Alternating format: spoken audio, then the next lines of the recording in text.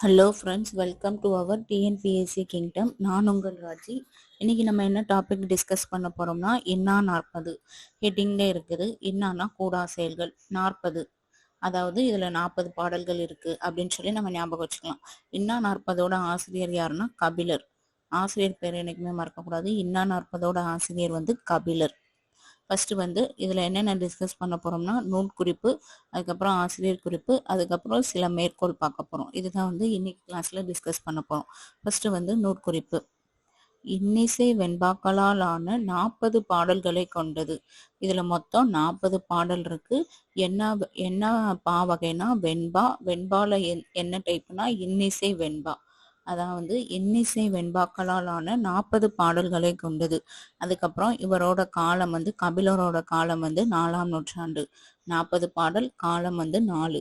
அதுக்கப்புறம் இந்த நூல்ல வந்து 164 கூடா செயல்கள் பற்றி கூறுகிறது.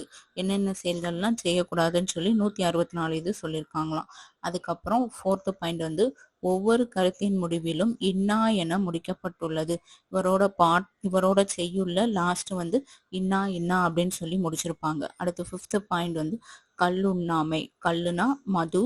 அதுக்கப்புறம் புலல் உண்ணாமை. புலல்னா இறைச்சி. இந்த இந்த நூல்ல வந்து மதுவும் இறைச்சியும் சாப்பிடக்கூடாதுன்னு சொல்லி கருத்தை வந்து ரொம்ப ஸ்ட்ராங்கா சொல்லியிருப்பாங்க. அதுக்கப்புறம் ஃபைனல் பாயிண்ட் வந்து கடவுள் வாழ்த்தில் சிவன், பலராமன், திருமால், முருகன் ஆகிய 4 கடவுள்களையும் வணங்காமை இன்னா என்று குறிப்பிடுகிறது. இந்த 4 கடவுள் இவரோட பாட்டுல வந்து இந்த 4 சாமியும் இல்லாம அவர் வந்து பாடல் வந்து எழுதியிருக்க மாட்டாங்க அப்படின்னு சொல்றாங்க. இதுதான் வந்து நோட்குறிப்பு. நோட்குறிப்புல வந்து பா வந்து வெண்பா. வெண்பால என்ன டைப்னா இன்னிசை. மொத்த பாடல் வந்து 40. இவரோட காலம் வந்து 4ஆம் நூற்றாண்டு. இதுல மொத்தம் 164 கூடா செயல்களை பத்தி சொல்லியிருக்காங்க. அதுக்கப்புறம் இவர் எந்த கருத்தை வலியுறுத்துறாங்கன்னா, மது அண்டு இறைச்சி இந்த ரெண்டும் சாப்பிடக்கூடாது அப்படின்னு சொல்லி வலியுறுத்துறாங்க.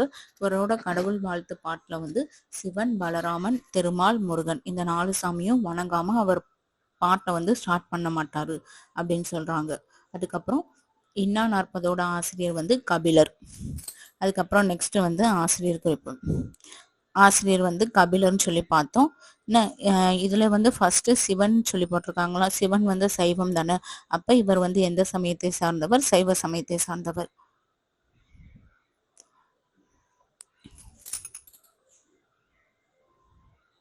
அதுக்கப்புறம் சில மேற்கோள் காட்டியிருக்காங்க. இந்த மேற்கோள் எல்லாம் கொடுத்து இது எந்த நூல் இல்லாட்டி இதோட ஆசிரியர் யாரு அப்படி கூட கேட்கலாம். ஃபர்ஸ்ட் வந்து ஆற்றல் இல்லாதான் பிடித்த படை என்னா, நாற்றம் இல்லாத மலரின் அழகு என்னா, தேற்றம் இல்லாதான் துணிவு என்னா, ஆங்கு இன்னா மாற்றம் அறியான் முறை. ஃபர்ஸ்ட் வந்து ஆற்றல் இல்லாதான் பிடித்த படை இன்னா, அதாவது ஒருத்தனுக்கு வந்து வலிமையே இல்லை, அவனை போய் போர்ல போய் போர் செய் அப்படின்னு சொல்லி போர்க்கருவியை கொடுத்தா அவனுக்கு வந்து அது கஷ்டம் தானே. அதுதான் வந்து ஃபர்ஸ்ட் பாயிண்ட். செகண்ட் வந்து நாற்றம் இல்லாத மலரின் அழகு என்ன, அதாவது ஸ்மெல்லே வராத மலர் வந்து நல்லாவே இருக்காதுல்ல, அதுதான். அதுக்கப்புறம் தேர்ட் பாயிண்ட் வந்து தேற்றம் இல்லாதான் துணிவு என்ன, அதாவது ஒருத்தனுக்கு வந்து துணிச்சலே இல்லாட்டி அவனுக்கு வந்து அது துன்பம் தானே, அதுதான் வந்து தேர்டு. ஃபோர்த் வந்து ஆங்கு இன்னா மாற்றம் அறியான் உரை, அதாவது ஒருத்தனுக்கு வந்து மேடை பேச்சு பேசுறானா அவன் வந்து எல்லா கேள்விக்கும் எலிஜிபிளா இருக்கணும். அந்த கேள்விக்கு வந்து பதில் தரலாட்டி அவனுக்கு வந்து அது கஷ்டம் தானே. அதுதான் வந்து 4th பாயிண்டோட மீனிங். அதுக்கப்புறம் நெக்ஸ்ட் மேற்கோள் என்னதுன்னா, உண்ணாது வைக்கும் பெரும்பொருள் வைப்பு என்ன, அதாவது ஒருத்தன் வந்து தான் சேர்த்து வச்ச செல்வத்தை வந்து அவனும் அனுபவிக்காம மற்றவங்களுக்கும் கொடுக்காம அதை வச்சிருந்தா அது வந்து அவனுக்கு கஷ்டம் தானே. அதுதான் வந்து உண்ணாது வைக்கும் பெரும்பொருள் வைப்பு என்ன, அதான் அதோட மீனிங். அதுக்கப்புறம் நெக்ஸ்ட் தேர்ட் மேற்கோள் வந்து தீமை உடையார் அருகில் இருத்தல் இன்னா, அதாவது ஒருத்தன் வந்து நல்லவங்க பக்கத்துல எப்பவுமே தீமை செய்யறவங்க இருந்தாங்கன்னா அது வந்து நல்லவங்களுக்கு வந்து துன்பம் அப்படின்னு சொல்றாங்க. அதுக்கப்புறம் 4th பாயிண்ட் வந்து ஊனை தின்று ஊனை பெருக்கல் முன்னின்னா, அதாவது இறந்த உடலை சாப்பிட்டு தன்னோட உடலை வந்து பெருக்கிறவங்களுக்கு வந்து பெருக்கி இருக்கிறவங்களை வந்து ரொம்ப துன்பத்தை தரும் அப்படின்னு சொல்லி சொல்றாங்க. அதுக்கப்புறம் ஃபைனல் வந்து குளவிகள் உற்ற பிணி இன்னா, அதாவது குழந்தைகள் வந்து நோய்வாய்ப்பட்டு அவதிப்படுதல் வந்து அவங்களுக்கு வந்து பெரிய கொடுமை அப்படின்னு சொல்லி சொல்றாங்க.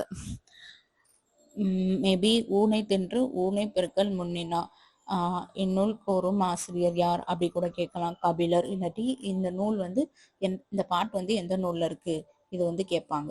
இந்த மாதிரி தான் கேட்பாங்க. மெயினா ஞாபகம் வச்சுக்கிறது வந்து ஆசிரியர் யாரு, கபிலர், எத்தனை பாட்டு, என்னப்பா, அதுக்கப்புறம் இந்த மேற்கோள், அவ்வளவுதான். அதுக்கப்புறம் ஆசிரியர் வந்து எந்த சமயத்தை சார்ந்தவர் அதை ஞாபகம் வச்சுக்கணும். அதுக்கப்புறம் நெக்ஸ்ட் வந்து இனியவை 40. இனியவை 40ஓட ஆசிரியர் வந்து பூதன் சேந்தனார்.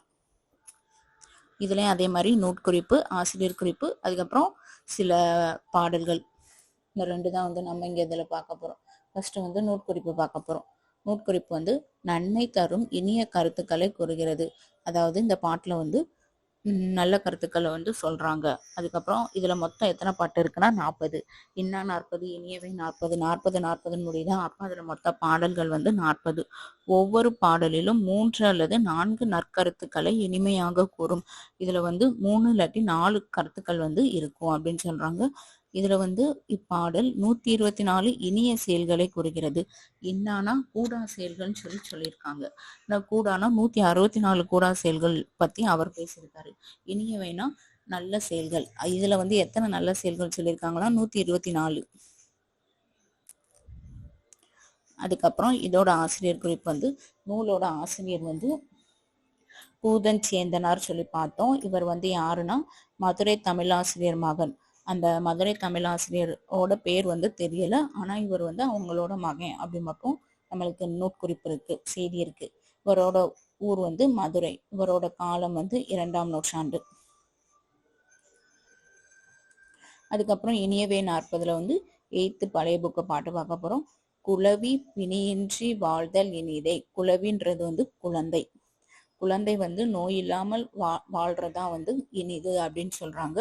அதுக்கப்புறம் நெக்ஸ்ட் பாயிண்ட் வந்து கலரும் அவையஞ்சான் கல்வி இனிதே. அதாவது ஒரு நல்ல புத்திசாலி ஒரு மேடை பேச்சுல வந்து அவனுக்கு தோன்ற கருத்தை சொன்னாதான் அவன் படிச்ச கல்வி வந்து இனிது அப்படின்னு சொல்றாங்க. அதுக்கப்புறம் தேர்ட் பாயிண்ட் வந்து மயரிகள் அல்லாராய் மாண்புடையார் சேரும் திருவந்திர் வென்றேல் இனிது. அதாவது ஒருத்தன் வந்து செல்வத்துக்கே ஆசைப்படாம இருப்பான்னு, அவங்கிட்ட செல்வம் இருக்கிறதா வந்து செல்வத்துக்கு இனிது, நல்லது அப்படின்னு சொல்றாங்க. குளவி பிணியின்றி வாழ்தல் இனிதே, கலரும் அவையஞ்சான் கல்வி இனிதே, மயரிகள் அல்லாராய் மாண்புடையார் சேரும் திருவந்திர் வென்றேல் இனிதே. அதுதான் வந்து கீழே பொருளா கொடுத்துருக்காங்க. குழந்தை நோயின்றி வாழ்தல் இனிது ஃபர்ஸ்ட் பாயிண்ட். அவைக்கு அஞ்சாது பேசுபவனின் கல்வி இனிது செகண்ட். மயக்கமற்ற பெருமை மிக்கவரிடம் சேரும் செல்வம் அவரை விட்டு நீங்காது நிலைத்திருப்பின் இனிது. இதுதான் வந்து ஃபைனல் பாயிண்ட். மொத்தம் 3 கருத்தை இந்த பாட்டுல வந்து சொல்லியிருக்காங்க. அதுக்கப்புறம் குளவினா குழந்தை, கலரும்னா பேசும், பிணினா நோயின்னு சொல்லி தெரியும், மயரினா மயக்கம். அதுக்கப்புறம் இதுவும் 8th பழைய புக்கு தான். சலவரை சாரா விடுதல் இனிதே.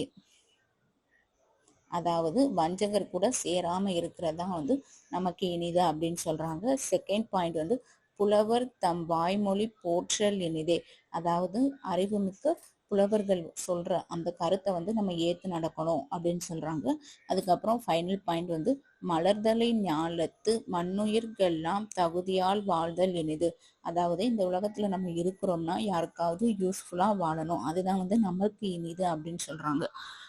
சலவரை சாரா விடுதல் இனிதே, புலவர் தம் வாய்மொழி போற்றல் இனிதே, மலர்தலை ஞாலத்து மண்ணுயிர்க்கெல்லாம் தகுதியால் வாழ்தல் இனிது. அதுக்கப்புறம் பாட்டோட பொருள். ஃபர்ஸ்ட் வந்து வஞ்சகரை சேராமல் விலகி இருத்தல் இனிது, அறிவுடையாரின் வாய் சொற்களை பின்பற்றி ஒழுகுதல் இனிது, நிலையான உலகில் வாழும் உயிர்களெல்லாம் உரிமைப்பட வாழ்தல் இனிது. அதுக்கப்புறம் சொற்பொருள் வந்து சாலவர்னா வஞ்சகர், மண்ணுயிர்னா நிலை பெற்ற உயிர். இதுதான் வந்து இன்னைக்கு கிளாஸ்ல நம்ம டிஸ்கஸ் பண்ணோம். நெக்ஸ்ட் ஒரு நியூ டாபிக்கோட உங்களை மீண்டும் நான் சந்திக்கிறேன்.